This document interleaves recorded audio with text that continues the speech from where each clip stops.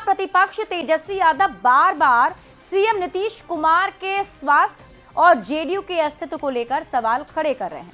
अब तेजस्वी यादव के आरोप पर जेडीयू के राष्ट्रीय कार्यकारिणी के अध्यक्ष संजय झा ने तंज कसते हुए करारा पलटवार किया है। ये रिपोर्ट देखिए। नेतृत्व में हम लोग चुनाव लड़ने जा रहे हैं। एनडीए में नीतीश कुमार के नेतृत्व पर किसी को कोई कंफ्यूजन नहीं है।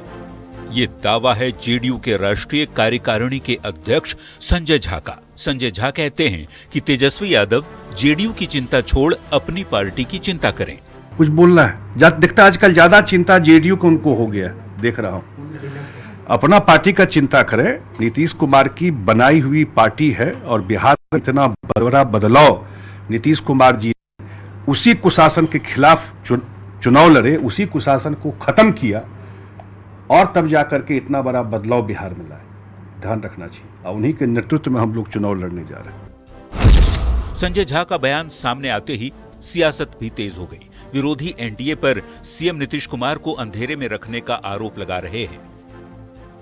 संजय झा जी से मैं पूछना चाहता हूं कि ये तो जुमला हो ही जाएगा साबित, इसमें कहीं कोई शक नहीं है, लेकिन जो आपके पार्टी के मुख्य प्रवक्ता नीरज जी हैं, जो ये बोल रहे हैं कि मुख्यमंत्री को अंधेरे में रख के डिसीजन लिया गया, तो ये बताइए आखिर क्यों अंधेरे में रखा गया? बिहार में जो बोर्ड निगम बनाए गए हैं ये कहीं ना कहीं भूंजा पार्टी के माध्यम से बनाए गए हैं और आप भारतीय जनता पार्टी की राजनीति को मजबूती प्रदान करने के दृष्टिगत इस तरह का कवायद में लगे हुए हैं। तो बीजेपी संजय झा के दावे का समर्थन कर रही है। नीतीश कुमार जी के नेतृत्व पर कोई भ्रम नहीं है। उनका ट्रैक रिकॉर्ड ही उनकी सबसे बड़ी ताकत है। जेडीयू का आगामी कैंपेन 15 जुलाई से जनता से सीधे संवाद का माध्यम बनेगा। चुनाव से पहले दोनों गठबंधन एक दूसरे पर उंगली उठाने में लगे हैं। देखना होगा कि जनता को किसके दावे में दम नजर आता है। न्यूज़ 18 के लिए दिल्ली से संवाददाता अमितेश सिंह के साथ पटना से आनंद अमृतराज की रिपोर्ट। मुख्यमंत्री में बढ़ेंगे आगे। बिहार में अब सियासी आरोप प्रत्यारोप निजी हमलों तक पहुंच चुका है। पहले तेजस्वी यादव दामाद आयोग के बहाने एनडीए नेताओं पर निजी हमले कर रहे थे, तो अब हम के संरक्षक जीतन राम मांझी ने उनके पूरे परिवार का हिसाब लगा दिया।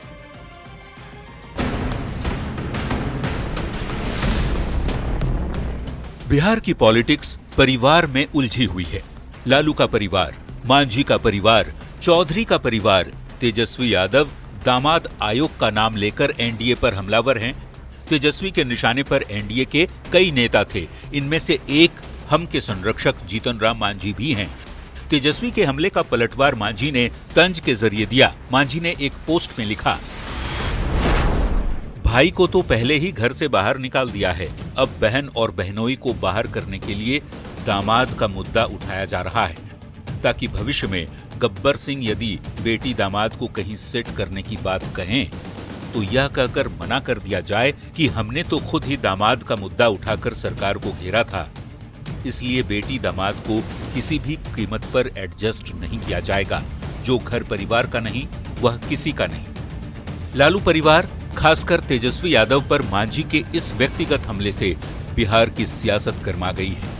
को एनडीए के प्रति लॉयल्टी साबित करना है, इसलिए तेजस्वी यादव जी पर और लालू प्रसाद यादव जी पर निजी हमला करते हैं। चूंकि जीतन राम मांझी जी को बार्गेनिंग में सीट कुछ अधिक लेनी है। आदरणीय जीतन बाबू मांझी जी श्री तेजस्वी यादव जी पर सोच रहे हैं जितना बोलेंगे तो कुछ विधानसभा में बीजेपी और जेडीयू सीटों की संख्या बढ़ा देगी, वो भी होने वाली नहीं है।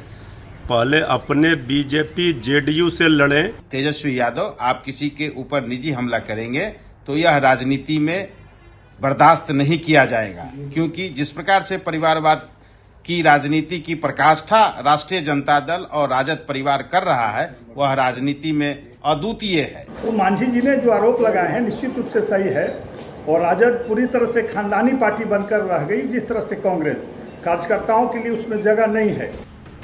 जिस परिवार को आगे बढ़ाने के लिए लालू परिवार बदनाम है, अब उसी पर एक दूसरे के खिलाफ साजिश का आरोप लगाया जा रहा है।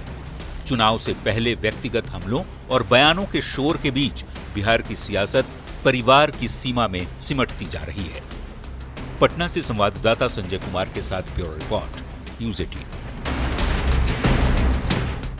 और मुख्यमंत्री में अब बात करेंगे। 25 जून को इमरजेंसी की 50वीं सालगिरह के मौके पर सियासत फिर से गर्मा गई। एनडीए इमरजेंसी के बहाने कांग्रेस और महागठबंधन को घेरने की एक बड़ी तैयारी कर रहा है। कैसे चुनावी साल में सरकार इमरजेंसी के मुद्दे को भुनाने वाली है, आप इस रिपोर्ट में देखिए। 25 जून 1975 ये तारीख भारत के इतिहास में काला अध्याय है। 25 जून की ही तारीख थी जब पूरे देश में कांग्रेस की सरकार ने इमरजेंसी लगा दी। इमरजेंसी के लगभग 50 साल के बाद भी ये मुद्दा सियासत का केंद्र बना हुआ है। इस साल बिहार में विधानसभा चुनाव है और बीजेपी इमरजेंसी के मुद्दे को गांव-गांव तक पहुंचाने की तैयारी में है। उसी को लेकर के हम जनता के बीच में जाते हैं कि पत्रकारों के आजादी को हनन हुआ था, नेताओं को जेल में डाला गया था, मूलभूत सुविधाओं को वंचित किया गया था जनता को, और कानून जो है अपने क्रूर चेहरा जो है कांग्रेस का दिखाया था। बीजेपी के साथ जेडीयू ने भी इमरजेंसी को लेकर विरोधियों पर दबाव बनाने की रणनीति बनाई है। एक पार्टी वह है जिसने बिहार को अपहरण, हत्या और भ्रष्टाचार का अड्डा बना दिया, और दूसरी ओर वह कांग्रेस पार्टी है जिसने पूरे देश को जेल खाना बना दिया। दोनों का गठबंधन फिर से बिहार को उसी अंधेरे में ले जाना चाहता है। तो महागठबंधन का आरोप है कि बीजेपी गड़े मुर्दे उखाड़कर बेमतलब की सियासत कर रही है। बीजेपी के पास कुछ पॉजिटिव अपना तो है नहीं, उपलब्धि कुछ है नहीं, तो गड़े मुर्दे उखाड़ कर बात करती है। आपने तो एक अघोषित आपातकाल लगा कर रखा है। सरकार के खिलाफ जो बोलेंगे उनके खिलाफ जांच एजेंसियां पहुंच जाएंगी, उनका नौकरी से निकाल दिया जाएगा। ये तो इमरजेंसी से ज्यादा हालात खराब हो गए हैं। इमरजेंसी के मुद्दे पर बीजेपी लगातार कांग्रेस को घेरती रही है। इस बार तो बिहार में चुनाव भी है, तो इमरजेंसी के साथ जंगल राज की याद को हथियार बनाकर एनडीए चुनावी रण जीतने की तैयारी में है। जनता पर इन मुद्दों का कितना असर होता है, ये तो नतीजों के बाद ही पता चलेगा। न्यूज़ 18 के लिए पटना से संवाददाता शैलेंद्र की रिपोर्ट। बिहार विधानसभा चुनाव के पहले निर्वाचन आयोग के एक फैसले ने बिहार में सियासी तकरार बढ़ा दी है। दरअसल निर्वाचन आयोग को इस बात की आशंका है कि बिहार में वोटर लिस्ट में बड़े पैमाने पर बांग्लादेशी घुसपैठियों के अलावा वैसे बाहरी लोगों के नाम शामिल हैं जो फिलहाल राज्य में नहीं रह रहे हैं। इसलिए वोटर लिस्ट को घर घर जाकर सत्यापित किया जाएगा। अब इस फैसले पर महागठबंधन और एनडीए आमने सामने है।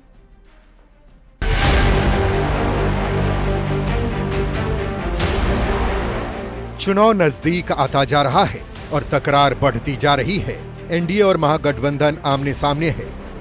इस बीच निर्वाचन आयोग के एक फैसले ने इस तकरार को और तेज कर दिया है। निर्वाचन आयोग ने फैसला लिया है कि घर घर जाकर वोटर लिस्ट को सत्यापित किया जाएगा, क्योंकि आयोग को शक है कि वोटर लिस्ट में बड़ी संख्या में बांग्लादेशी घुसपैठियों के अलावा वैसे बिहारी लोगों के नाम शामिल हैं जो बिहार में रहते ही नहीं। महागठबंधन के नेता निर्वाचन आयोग के इस फैसले पर हमलावर हैं। कांग्रेस ये जानना चाहती है, जब 1-2 महीने के बाद चुनाव है बिहार में, अब मतदाता सूची की जांच करने के क्या औचित्य आ गया भाई? आखिर आवश्यकता ये कहाँ से आ गई? और बांग्लादेश से घुसपैठी अगर हैं यहाँ जिसकी आप जांच करेंगे, इतना दिन से सरकार चुप क्यों थी? वैसे मामले, वैसे मुद्दे जो कहीं ना कहीं एजेंडे की राजनीति में आते हैं, उसको ये लोग चुनाव में आगे लाने का काम करते हैं। वहीं सत्ता पक्ष का यह दावा है कि निष्पक्ष और पारदर्शी चुनाव के लिए ऐसा करना बहुत जरूरी है। पास्ट में ऐसा प्रतीत होता है कि जब यहाँ पे कांग्रेस और राजद का शासनकाल था तो उन लोगों ने वोट बैंक के लिए देश की सुरक्षा से भी कॉम्प्रोमाइज किया और बांग्लादेशी घुसपैठियों को बिहार का वोटर कार्ड इशू करवा दिया। ऐसी स्थिति में ये फैसला अति महत्वपूर्ण है। आरजेडी और कांग्रेस का विरोध यह साबित करता है कि उनकी राजनीति घुसपैठियों पर टिकी हुई है। तेजस्वी यादव क्या यह बताएंगे कि उन्हें देश की चिंता है या वोट की चिंता है? अगर कोई व्यक्ति कानूनी रूप से भारत का नागरिक है तो उसे सत्यापन से डरने की कोई आवश्यकता नहीं है। बहरहाल चुनाव आयोग का ये फैसला विधानसभा चुनाव के मकसद से किस हद तक कारगर साबित होता है, इसका पता तो आने वाले दिनों में चलेगा। लेकिन फिलहाल इस फैसले ने बिहार की राजनीतिक फिजा गरमा दी है। न्यूज़ 18 के लिए पटना से संवाददाता संजय कुमार की रिपोर्ट। और मुख्यमंत्री में अब आपको सुनाते हैं बयान बवाली, यानी ऐसा बयान जिस पर बवाल मच गया। लालू प्रसाद के 13वीं बार आरजेडी के राष्ट्रीय अध्यक्ष बनने पर विरोधी लगातार सवाल कर रहे हैं। डिप्टी सीएम विजय सिन्हा ने आरजेडी में राजतंत्र का आरोप लगाया, तो पलटवार करते हुए आरजेडी के मुख्य प्रवक्ता शक्ति यादव भाषा की मर्यादा ही भूल बैठे।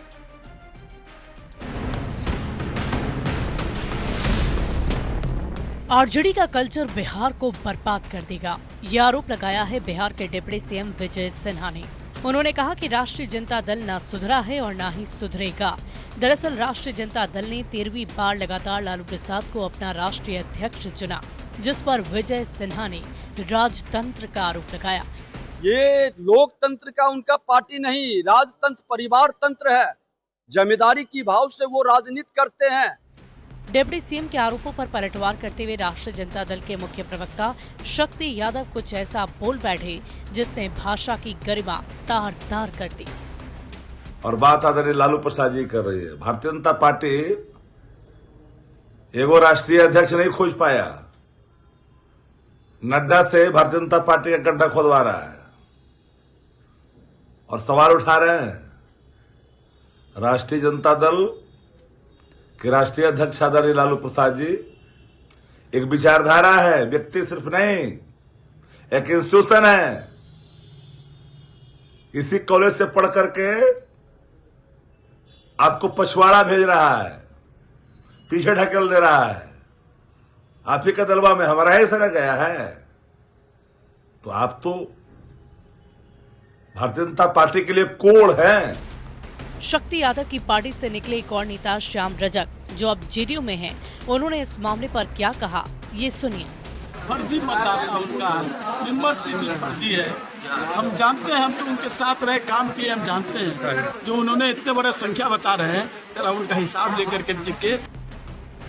चुनाव से पहले बवाली बयानों का सिलसिला तेज हो गया है और इस रेस में भाषा की मर्यादा लगातार पीछे छूटती जा रही है। न्यूज 18 के लिए दानापुर से अमरजीत शर्मा के साथ पटना से धर्मेंद्र कुमार और अमित कुमार की रिपोर्ट।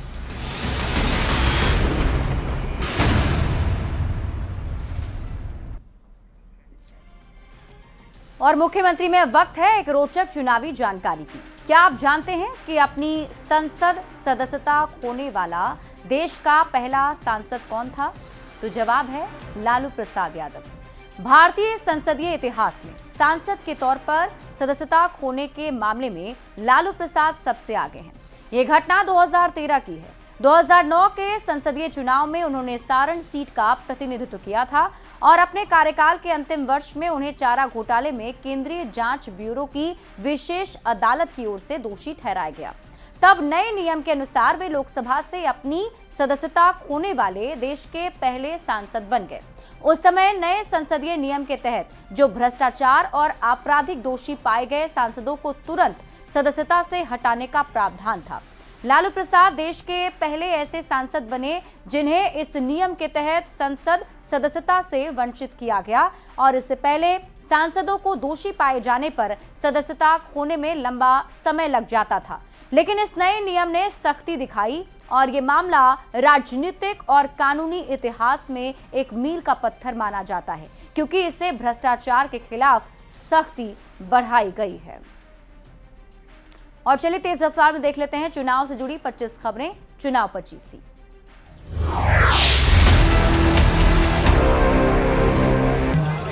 पूर्व केंद्रीय मंत्री दिग्विजय सिंह की पुण्यतिथि पर कार्यक्रम में शामिल हुए सीएम नीतीश कुमार। जमुई के नया गांव में समाधि स्थल पर जाकर दी श्रद्धांजलि।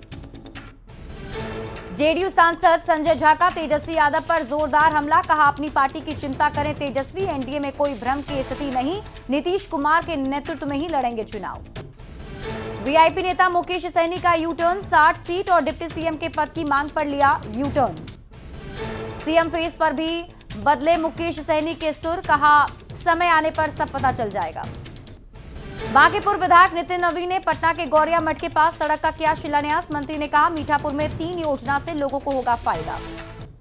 मोतिहारी में विधानसभा चुनाव को लेकर जेडीयू ने शुरू की तैयारी, संगठन को मजबूत करने के लिए गांव-गांव घूम रहे हैं पार्टी के कार्यकर्ता, जागरूकता रैली के जरिए संगठन को कर रहे मजबूत। गयाजी में कांग्रेस ने की गैंगरेप पीड़िता को मुआवजा और सुरक्षा देने की मांग। सर्किट हाउस में बोले प्रदेश कांग्रेस अध्यक्ष राजेश कुमार, कहा अपराधियों के मन में पुलिस का खौफ खत्म। लोक जनशक्ति पार्टी रामविलास गुट की ओर से 29 जून को राजगीर में होगा बहुजन भीम संकल्प समागम। नवादा में लोगों से नेताओं ने कार्यक्रम में शामिल होने की अपील की।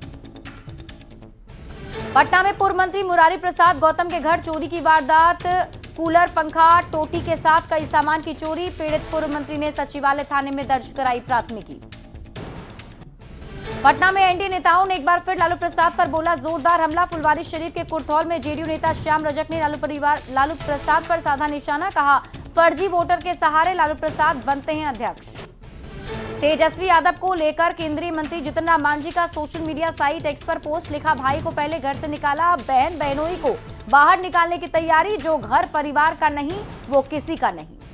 तेज प्रताप यादव अब बनेंगे पायलट। वाणिज्य विमान चालक कोर्स के इंटरव्यू में हुए पास। बिहार उड्डयन संस्थान में लेंगे दाखिला। बिहार के डिप्टी सीएम विजय कुमार सिन्हा ने लालू प्रसाद पर बोला तीखा हमला। कहा जेपी के शिष्य लालू प्रसाद ने किया लोकतंत्र को कलंकित। डिप्टी सीएम विजय कुमार सिन्हा के बयान पर आरजेडी प्रवक्ता शक्ति सिंह यादव ने किया पलटवार। कहा विजय सिन्हा की अपनी कोई हैसियत नहीं। कैमूर में बिजली विभाग के कार्यपालक अभियंता से मिले कांग्रेस के प्रतिनिधि मंडल। मृतक मजदूर के परिवार के आर्थिक सहायता और मुआवजा देने की मांग। मुजफ्फरपुर में उपराष्ट्रपति जगदीप धनखड़ ने की सीएम नीतीश कुमार और पीएम मोदी की तारीफ। पूर्व मुख्यमंत्री कर्पूरी ठाकुर को भी किया याद। पर्यटन मंत्री राजू सिंह ने पर्यटन क्षेत्र में विकास को लेकर दिया बड़ा बयान। पर्यटन स्थलों के विकास को लेकर बड़े पैमाने पर निवेश का भी दिलाया भरोसा। नीतीश कैबिनेट में 46 इंजीनियर पर लगी है मुहर। सीएम कन्या विवाह मंडप योजना को मिली मंजूरी। सभी पंचायतों को विवाह भवन निर्माण के लिए 40 अरब 26 करोड़ 50 लाख रुपए की मिली मंजूरी। बिहार में और तेज होगा प्रधानमंत्री मोदी का चुनाव प्रचार अभियान। राज्य के सभी 9 प्रमंडल में रैली की तैयारी। 3 प्रमंडल में पूरी। अगले चरण में 6 प्रमंडल को साधेंगे पीएम। सूत्रों के हवाले से खबर। विधायक खरीद फरोख्त मामले में आरजेडी के करीबी इंजीनियर सुनील से पूछताछ। जेडीयू के विधायक सुधांशु शेखर ने किया है केस। ईओयू की टीम कर रही है पड़ताल। लालू प्रसाद बने आरजेडी के 13वें राष्ट्रीय अध्यक्ष। आरजेडी निर्वाचन अधिकारी रामचंद्र पूर्वे ने की घोषणा। 4 जुलाई को आरजेडी राष्ट्रीय कार्यकारिणी की बैठक। लालू प्रसाद के राष्ट्रीय अध्यक्ष बनने पर मंत्री राजू सिंह ने कहा कसातंज। कहा आरजेडी में सब फिक्स होता है। पार्टी और परिवार से बेदखल किए जाने के बाद पहली बार खुलकर गरजे तेज प्रताप यादव। 4-5 लोगों पर साजिश कर पार्टी से निकलवाने का आरोप लगाया। कहा जनता के बीच जाऊंगा, जनता ही करेगी न्याय। तेज प्रताप यादव के आरोप पर बीजेपी का तंज। कहा जिससे खतरा है उसका नाम बताइए। नीतीश कुमार की सरकार में कोई भी असुरक्षित नहीं रहेगा। चुनाव से पहले निर्वाचन आयोग घर घर जाकर करेगा मतदाता सूची का सत्यापन। निर्वाचन आयोग के फैसले पर कांग्रेस ने उठाए हैं सवाल। और इसी के साथ इस बुलेटिन में अभी के लिए बस इतना ही। आप देखते रहिए न्यूज़ 18 बिहार झारखंड।